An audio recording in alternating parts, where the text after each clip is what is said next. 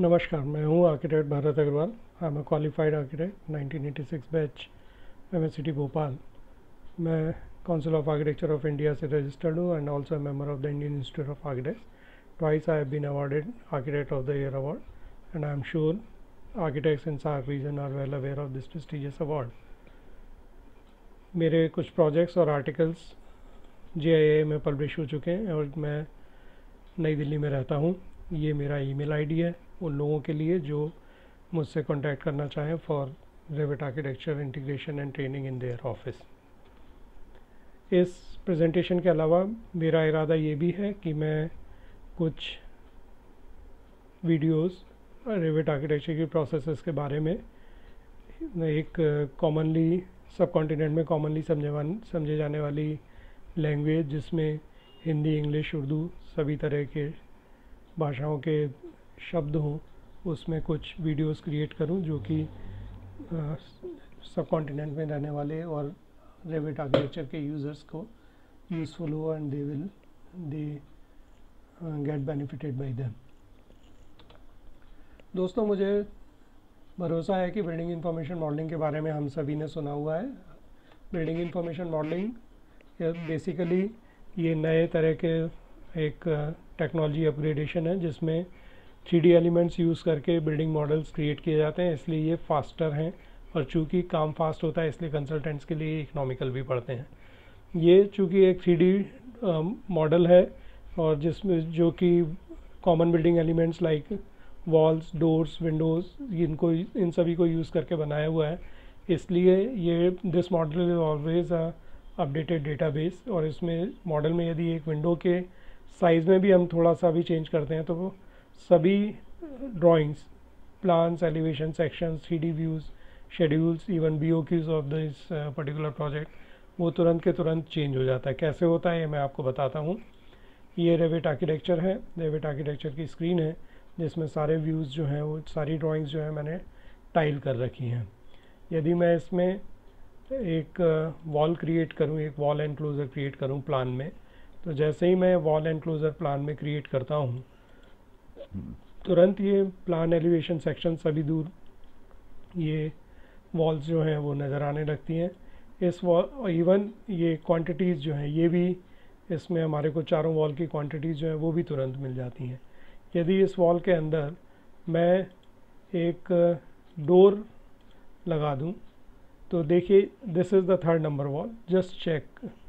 तो as soon as I put this door, immediately this door is reflected in section, elevation, views, different views, and even quantity of this particular wall that has also changed because this door was introduced here. Supposing if all the work is finished and after that if I drag this wall, as soon as I do that, everywhere this change is reflected. Even this is the wall which I dragged this was the wall which I dragged, so immediately it was reflected all over. So that is why we are saying that this data is always an updated data, and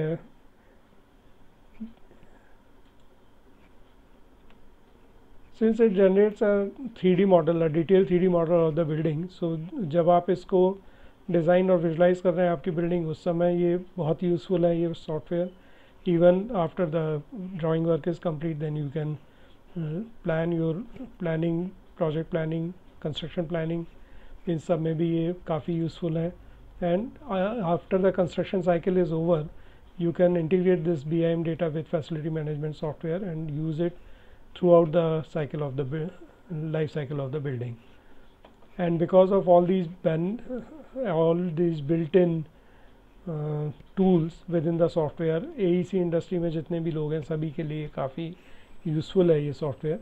made भी वो architects हों या engineering consultant हों, structure MEP कोई भी, या contractors हों या फिर बिल्डर्स हों। और किस तरह से ये यूज़फुल है आइए इसको डिस्कस करते हैं। ये जो सॉफ्टवेयर है चूँकि कंसल्टेंट्स के लिए हमने देखा काम करना बहुत फास्ट है और इसलिए काफ़ी इकोनॉमिकल भी और बड़ी एफिशिएंटली काम होता है। रीवर्किंग बार यदि कुछ चेंजेस हैं इसमें, फर्स्ट काम तो तेज़ होता ही है। इवन यदि कुछ रीवर्किंग करनी पड़ती है हमारे को, कोई इवन जीएफसी इशू करने के बाद में यदि फिर से कोई मॉडिफिकेशन करना है तो भी उसमें रीवर्किंग में काम काफ़ी कम हो जाता है। और यदि सभी कंसल्टेंट इस प्लेटफॉर्म को यूज़ कर रहे हैं तो क्लैश डिटेक्शन जो है और आसानी से किया जा सकता है with different between the among the different users और डिफरेंट प्रपोजल्स, और उसकी वजह से ऑन साइट कंस्ट्रक्शन में काफ़ी फ़ायदा होता है। कैसे कर सकते हैं वो clash detection? Let us see this. I will just show you. this was that old project which we were working on. Let us close it. तो ये जो है ये आपका एक दूसरा प्रोजेक्ट है जिसमें आर्किटेक्चर के अलावा स्ट्रक्चर प्लिंथ लेवल पे स्ट्रक्चरल बीम्स जो है वो डाली हुई हैं। So on a collaboration tab if I run my interference check and supposing I say I want to check that how door is getting interfered by all the other member, and if I say run a check, it will say doors are interfered by these structural framing members. So if I select which structural framing member is interfering which door, if I select it, it will immediately tell me कि कौन सा beam जो है किस दरवाजे से interfere कर रहा है। इस तरह से हम एक इंटरफेरेंस चेक जो है रन कर सकते हैं, और इस इंटरफेरेंस चेक के रन कर देने की वजह से बिल्डर, कॉन्ट्रैक्टर सभी जने यूँ बेनिफिटेड हैं कि रीवर्क साइट पे तोड़ फोड़ और ये सारा काम जो है वो मिनिमाइज़ हो जाएगा। इस वजह से वेस्टेजेस जो है वो मिनिमाइज़ होंगे और कॉस्ट जो है वो भी कंट्रोल में रहेगी। किसी भी चेंज की वजह से क्या कॉस्ट इफेक्ट आ रहा है वो तुरंत के तुरंत हमें एक्यूरेटली मिल जाता है। आजकल बहुत सारे प्रोडक्ट्स BIM सॉल्यूशंस जो हैं वो प्रेजेंट है मार्केट में, जिसमें mainly Revit architecture, Archicad, Bentley architecture, Vectorworks और सभी जो पैकेजेस हैं सभी में कुछ ना कुछ यूनिक फीचर्स हैं, सभी बहुत अच्छे हैं, आप किसी को भी यूज़ कर सकते हैं। पर हम यहाँ पे बात कर रहे हैं रेविट आर्किटेक्चर के बारे में, because in my opinion, in my experience, I feel Revit architecture is the most popular software in India.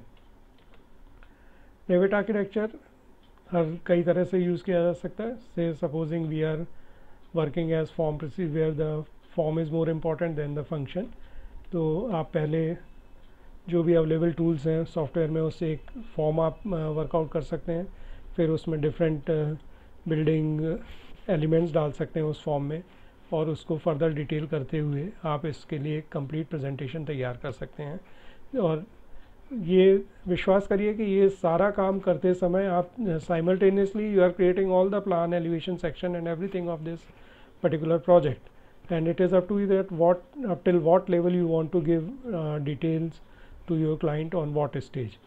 And all this particular project has not taken more than 3 hours to create, so you can do wonders with the software.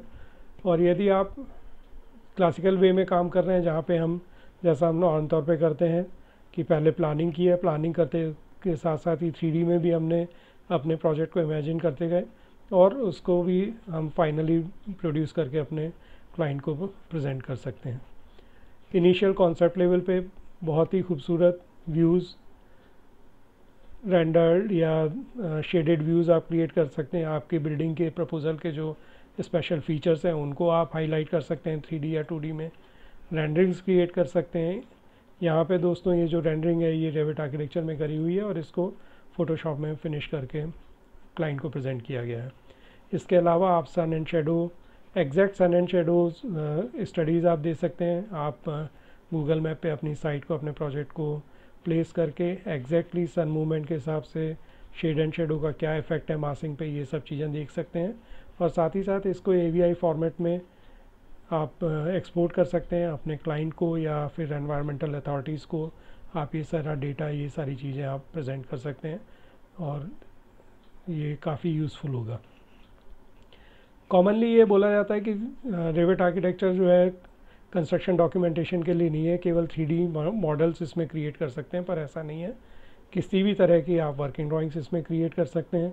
किसी भी level का आप detailing जो है वो इसमें create कर सकते हैं डिफरेंट टूल्स को यूज़ करते हुए। और ये तो है ही है कि आप कोई भी मटेरियल टेक ऑफ और BOQs जो हैं वो साइमल्टेनियसली आपके तैयार होते जाते हैं। तो फिर इतने अच्छे पैकेज में को, जब ये बहुत अच्छा पैकेज है, सो हाउ टू शिफ्ट, जो लोग कॉमनली मेरे से पूछते हैं जब भी मिलते हैं नए users, that how to shift from CAD to BIM, is it very difficult, या बहुत लॉन्ग टाइम टेकिंग प्रोसेस है, या फिर ये यदि हम ये यूज़फुल है भी या नहीं, whether it is going to give our investment on hardware software give it back returns to us और नॉट, या फिर यदि केवल मैं एज एन आर्किटेक्ट इसको यूज़ कर रहा हूँ पर यदि दूसरे कंसल्टेंट यूज़ नहीं कर रहे हैं तो क्या ये वेस्ट हो जाएगा। ऐसा कुछ नहीं है। आपका यदि आप शिफ्ट करना चाहते हैं, कैट से बिम पे शिफ्ट करना चाहते हैं, तो आसान है, बहुत आसान है। It hardly takes about 30 to 40 hours training to learn this software. और सोचिए जब हम ड्राइंग बोर्ड पे काम करते थे तो ऑटोकैड को जब उस समय 2D ड्राफ्टिंग टूल आए थे तो उसको शिफ्ट करना के लिए लोगों ने कितना रेजिस्टेंस था, पर चूँकि उससे जो क्वालिटी वर्क प्रोड्यूस हुआ उसके बारे में धीरे धीरे लोगों ने जाना और उस पर शिफ्ट किया। इसी तरह 2D से बिम पे शिफ्ट भी लोग अब एडवांटेजेस समझ रहे हैं और उसको धीरे धीरे अपने कामों में अडॉप्ट कर रहे हैं, और वो किया जाना भी चाहिए। तो यदि आप करना चाहते हैं तो एक बहुत केयरफुल प्लानिंग की ज़रूरत है। सबसे पहले तो आई विल से दैट कि do not discard your 2D tool, एकदम एक साथ उसको ना ख़त्म करें, क्योंकि बहुत सारा काम उस पर किया हुआ है और वो बहुत यूज़फुल है। आप उस काम को अपने बिम के काम में भी यूज़ कर सकते हैं। उस किए हुए काम को बिम की को जैसा मैंने बोला 40 घंटे 30-40 घंटे में सिखाया जा सकता है इस सॉफ्टवेयर को, इसलिए इसको आसान समझ के ऐसा ना करें कि बिम की ट्रेनिंग जो है स्किप कर दें। It is very important for a proper to have a proper training of BIM. Shift अपने ऑफिस में सभी को एक साथ बिम पे ना शिफ्ट करें, 1 by 1 टीम्स को बिम पे शिफ्ट करना चाहिए। और उस तरह के प्रोजेक्ट जिसमें जो कि छोटे हैं या आप तक बार बार जिन प्रोजेक्ट्स को कई बार कर चुके हैं, उसी तरह के प्रोजेक्ट्स को पहले करें, फिर बड़े प्रोजेक्ट्स के ऊपर जाएं। और आपके उस तरह के स्टाफ को बिम सीखने के लिए लगाएं जिसको कंस्ट्रक्शन प्रोसेस की, साइट पे कंस्ट्रक्शन कैसे होता है उसकी थोड़ी बहुत जानकारी है, और जो रिकमेंडेड हार्डवेयर है वो इसके लिए यूज़ करना चाहिए, विच इज़ नॉट वेरी, जिसमें रैम जो है वो और प्रोसेसर वो बहुत इम्पॉर्टेंट है। ऑटोडेस्क ने अपनी साइट पर एक रिटर्न ऑफ इन्वेस्टमेंट कैलकुलेट करने के लिए एक फार्मूला दिया है, उससे आप रिटर्न कैसे मिलेगा आपको ये आप कर सकते हैं। मैंने यहाँ पे 4 लोगों की टीम के लिए एक ROI 2 साल के लिए किया है calculate, you can see to it. और यदि आप पे भर यूज़ कर रहे हैं आपके उसमें और दूसरे आपके कंसल्टेंट नहीं यूज़ कर रहे हैं सॉफ्टवेयर को, तो भी चिंता ना करें, क्योंकि आप आपका किया हुआ काम को DWG और DGN फॉर्मेट में आप एक्सपोर्ट कर सकते हैं। सिमिलरली आपके कंसल्टेंट के किए हुए काम को आप आपके बिम मॉडल में ला सकते हैं और दूसरे मतलब जो भी व्यूज़ या जो पर्टिकुलर ड्राइंग्स हैं उन ड्राइंग्स में इंटीग्रेट करके उसका यूज़ कर सकते हैं। ट्रेनिंग जैसा मैंने बोला बहुत इंपॉर्टेंट है, because it is a different way you work in BIM than CAD, so you must learn how to use this particular software. And यदि आप मेरे साथ में ट्रेनिंग करते हैं तो फ़ायदा ये है कि since I am an individual, तो मैं आप टाइमिंग आपके ऑफिस आवर्स को कम से कम नुकसान हो उसके लिए आपके ऑफिस के बिफोर या आफ्टर आवर्स में भी एडजस्ट कर सकता हूँ। मैंने इस सॉफ्टवेयर को बहुत यूज़ किया है, पिछले 5 साल से यूज़ कर रहा हूँ। एक प्राइवेट रेजिडेंस से लेके बड़ी बड़ी ग्रुप हाउसिंग्स तक मैंने इसको यूज़ किया है, इसलिए मुझे मालूम है कि इसको कैसे यूज़ करना और कहाँ पे प्रॉब्लम आती है। मेरा कोई कनेक्शन नहीं है किसी सॉफ्टवेयर डीलर के साथ में, इंटीग्रेशन के ऊपर मैं ज़्यादा एम्फेसाइज़ करता हूँ। और मेरे जो भी इंस्ट्रक्शन मटेरियल हैं, जो भी क्लासेस हैं, उसमें किसी को कोई नोट डाउन करने की ज़रूरत नहीं है, क्योंकि मैं क्लास के एक दिन पहले प्रिंटेड हैंडआउट्स जो हैं वो देता हूँ ताकि लोग पार्टिसिपेंट्स जो हैं उसको पढ़ के आएँ और उसको जो है फिर वो अच्छे से मेरे से क्वेश्चंस करें और समझें और उसको अपने डे टू डे वर्क में इंटीग्रेट करें। With all these things, I have taken you for this, I have introduced you this very useful tool, Revit Architecture. मैं आपको थैंक यू बोलता हूँ मुझे सुनने के लिए, एंड प्लीज़ टेक केयर।